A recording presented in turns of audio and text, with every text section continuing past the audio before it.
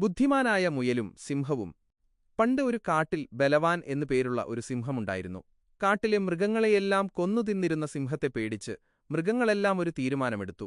ദിവസവും ഓരോ മൃഗങ്ങൾ വീതം സിംഹത്തിന് ഭക്ഷണമായി എത്തിക്കൊള്ളാം എന്നതായിരുന്നു അത്. ഒരു ദിവസം ഒരു കുഞ്ഞു മുയലിന്റെ ഊഴമായി. മുയൽ വളരെ ബുദ്ധിമാനായിരുന്നു. അവൻ സിംഹത്തിന്റെ അടുത്തേക്ക് മനഃപൂർവ്വം വളരെ വൈകിപ്പോയി. വിശന്നു തളർന്ന സിംഹം ദേഷ്യപ്പെട്ട് മുയലിനോട് വൈകിയതിന്റെ കാരണം ചോദിച്ചു. മുയൽ പേടിച്ച ഭാവത്തിൽ പറഞ്ഞു, സ്റ്റാർ പ്രഭോ, ഞാൻ വരുന്ന വഴിയിൽ മറ്റൊരു സിംഹം എന്നെ തടഞ്ഞു നിർത്തി.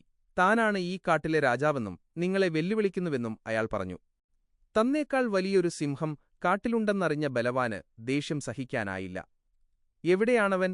എന്നെ ഉടനെ അവിടെ എത്തിക്കൂ എന്ന് സിംഹം അലറി. മുയൽ സിംഹത്തെ ഒരു പഴയ കിണറ്റിന്റെ അരികിലേക്ക് കൊണ്ടുപോയി.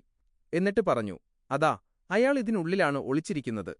സിംഹം കിണറ്റിലേക്ക് നോക്കിയപ്പോൾ സ്വന്തം പ്രതിബിംബം കണ്ടു. അത് മറ്റൊരു സിംഹമാണെന്ന് കരുതി ബലവാൻ ആഞ്ഞു ഗർജിച്ചു. കിണറ്റിൽ നിന്നും പ്രതിധ്വനി കേട്ടപ്പോൾ അത് ശത്രുവിന്റെ ഗർജനമാണെന്ന് കരുതി സിംഹം കിണറ്റിലേക്കെടുത്തു ചാടി. അങ്ങനെ അഹങ്കാരിയായ സിംഹം ചത്തുപോയി. ഗുണപാഠം: ശക്തിയേക്കാൾ വലുതാണ് ബുദ്ധി.